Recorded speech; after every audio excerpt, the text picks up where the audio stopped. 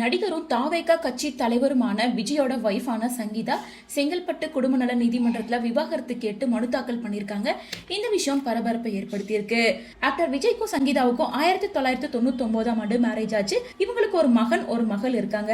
திருமணமாகி 27 ஆண்டுகள் ஆன நிலையில தற்போது சங்கீதா விவாகரத்து கேட்டிருக்காங்க அப்படின்றது குறிப்பிடத்தக்கது.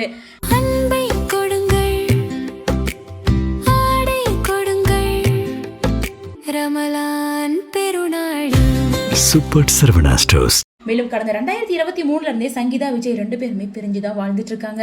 இந்த நிலையில தான் சங்கீதா தனக்கு விஜய் கூட விவாகரத்து வேணும் அப்படின்னு சொல்லிட்டு ஒரு மனு தாக்கல் பண்ணிருக்காங்க.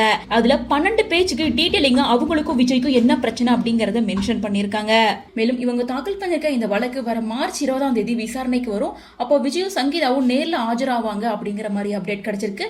அதாவது சங்கீதா அந்த மனுல என்ன சொல்லியிருக்காங்கன்னா, எங்களோட திருமண வாழ்க்கை தொடக்க காலத்துல சந்தோஷமா இருந்துச்சு. 2021 ஏப்ரல் மாதம் என் கணவருக்கு ஒரு நடிகை கூட தொடர்பு இருக்கு அப்படின்றது எனக்கு தெரிய வந்துச்சு. இதனால நான் ரொம்ப அதிர்ச்சி ஆயிட்டேன். அதுக்கப்புறமா 2021 செப்டம்பர்ல இருந்து 2022 செப்டம்பர் வரைக்கும் நாங்க 2 பேரும் வழக்கறிஞர் மூலமா பேசிட்டு தான் இருந்தோம். அப்ப அந்த நடிகையோட இருக்க தொடர்பை நான் துண்டிச்சுக்கிறேன்னு விஜய் சொல்லியிருந்தாரு. ஆனா என்னை ஒதுக்கி வச்சுட்டு நடிகை கூட தொடர்ந்து அந்த தொடர்பை கண்டினியூ பண்ணிட்டு தான் இருந்தாரு. இது எனக்கு மன உளைச்சலை ஏற்படுத்துச்சு. திருமணத்துக்கு மீறிய இந்த உறவை நான் தட்டி கேட்டதால பொருளாதார ரீதியா எனக்கு நிறைய கட்டுப்பாடுகளை விஜய் கொடுத்தாரு.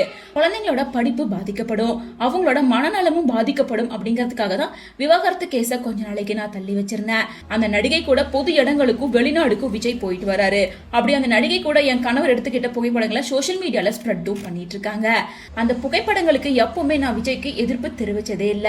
இதனால எனக்கும் என் குழந்தைங்களுக்கும் அவமானம் மட்டும்தான் நடந்திருக்கு. விவாகரத்து நோட்டீஸ் அனுப்பியும் 2 முறை பேச்சுவார்த்தை நடத்தியும் விஜய் இதுக்கு ஒத்துக்கவே இல்லை. கௌரவமா நவம்பர் 9 விஜய் கூட மறுபடி பேச்சுவார்த்தை நடிச்சு சுமூகமா பிரியணும்னு முடிவு பண்ணேன். ஆனா அதுக்கு அவர் ஒத்துக்கவே இல்லை. அதனாலதான் இப்போ நீதிமன்றத்தை நாடுறதை விட வேற வழியே தெரியல அப்படின்றத உணர்ந்து இப்போ நான் நீதிமன்றத்துக்கு வந்திருக்கேன். அந்த நடிகை யாரு அப்படின்ற பேரை நான் இப்போதைக்கு குறிப்பிட விரும்பல. கணவன் மனைவி உறவுல விஜய் நம்பிக்கை துரோகம் செஞ்சுட்டாரு. இந்த வழக்க தனி அறையில தான் விசாரிக்கணும். 2021 முதல் என்ன வார்த்தையால விஜய் நிறைய முறை அவமானப்படுத்தியிருக்காரு. எனக்கு நெருக்கடி ஏற்படும் பட்சத்துல என்னோட கணவருக்கும் அந்த நடிகைக்கும் இருக்க ஆதாரத்தை நான் வெளியிடுவேன். இவ்வாறு சங்கீதா அந்த மனுல டீடைலிங்கா சொல்லியிருக்காங்க. இவங்க சொல்லியிருக்க விஷயம் பலருக்கும் ஆச்சரியத்தையும் அதிர்ச்சியும் ஏற்படுத்தியிருக்கு அப்படின்னு தான் சொல்லணும்.